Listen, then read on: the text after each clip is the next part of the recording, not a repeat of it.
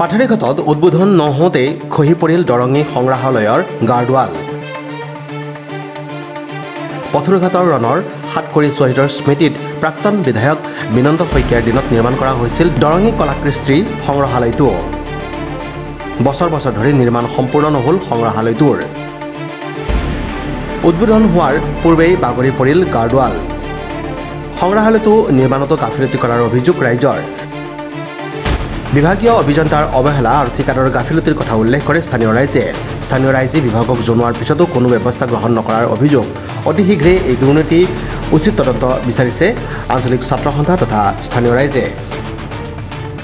হয়, বিগত বছৰকেইটিত আমাৰ আঞ্চলিক ৰাইজে আৰু আঞ্চলিক ছাত্ৰনে বহু দাবীৰ মূৰত সাতকৰি কৃষক শ্বহীদৰ স্মৃতিত এই দৰঙী সংগ্ৰহালয়টো নিৰ্মাণ হৈছিল।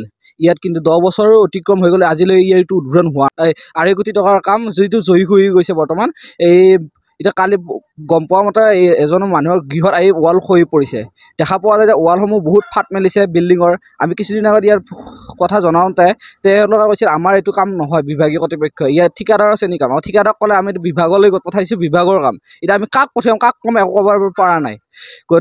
কিছুদিন আগতে ইয়াত ফাট মেলোঁতে ৰং মাৰি পেলাই ইয়াত মেৰামতি কৰি থৈ দিছে বৰ্তমান দেখা পোৱা যায় যে। আৰু ইয়াত দেখা পোৱা গৈছে যে বৰ্তমান ৱালখন খহি পৰিছে, কিন্তু ইয়াত কোনো এজন চিকিউৰিটি ব্যৱস্থা একোৱে নাই। য'ত ইয়াৰ কত সম্পত্তি আছে, ইয়াত যদি কিবা কাৰণে চুৰ হয় তেতিয়া কোন দায়ী হ'ব? বস্তুখিনি কাৰ লছ হ'ব? টকা আহিছে, চৰকাৰে কোটি কোটি টকা বৰ্তমান পানী কৰি পেলাইছে। ক্ষতি এতিয়া আমাৰ পথৰুঘাট বাকী ৰাইজৰ ক্ষতি হৈছে। বিভাগীয় ঠিকাদাৰ যোনে এই কামটো কৰিছিল আৰু ইঞ্জিনিয়াৰ শ্ৰেণীৰ পৰা হাত কৰি ইয়াত লিংক থকা হান লাগিছে। গতিকে সেইসমূহৰ ওপৰত কম সময়ৰ ভিতৰত তদন্ত এটা হ'ব লাগে। আচলতে কি, আমাৰ পথৰুঘাটৰ সাতকৰি যি কৃষক শ্বহীদ হৈছিল তেখেতসকলৰ স্মৃতিত দৰঙী সংগ্ৰহালয়টো এইটো আমি পাবলৈ সক্ষম হৈছিলোঁ। কিন্তু এজাতি ধৰা ঠিকাদাৰে হওক তো ইঞ্জিনিয়াৰে হওক, তেওঁলোকৰ গাফিলতিৰ ফলত আজিৰ এই অৱস্থাটো ঘটিছে। আপোনালোকে দেখাই পাইছে যিখন ৱাল, যিটো সংগ্ৰহালয়টো উদ্বোধন নোহোৱাৰ আগতে ৱাল খহি পৰিল। গতিকে এই ক্ষেত্ৰত আমি কামটো ভাল হোৱা নাই বুলি আমি ইঞ্জিনিয়াৰক বহুবাৰ কোৱা হৈছিল।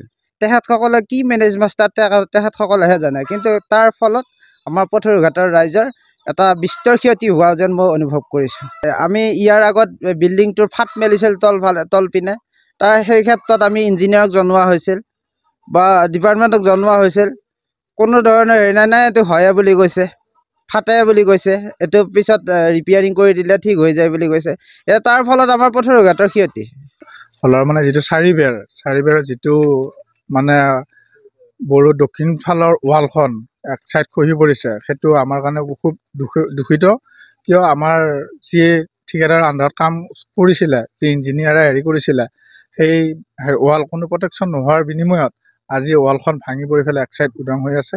ভৱিষ্যতে যে চাৰিওবেৰ যে ভাঙি গোটাই খহি নপৰিব, কোনো মানে তাৰে হেৰি নাই আৰু গোটাই ভাঙি পৰাৰ মানে সম্ভাৱনা আছে কোনো প্ৰটেকশ্যন নোহোৱাৰ বিনিময়ত। এইটো ঠিকাদাৰৰ গাফিলতিৰ কাৰণত হৈছে আৰু এইটো কোনো মানুহৰ হেৰি হোৱা নাই এতিয়ালৈকে। মানে আমি ঠিকাদাৰক জনাইছোঁ যদিও ঠিকাদাৰে কোনো ধৰণৰ এতিয়ালৈকে পদক্ষেপ লোৱা নাই। নামখলাৰ পৰা সুদৰ্শন কলিতাৰ ৰিপৰ্ট, নিউজ এক্সপ্ৰেছ, অসম।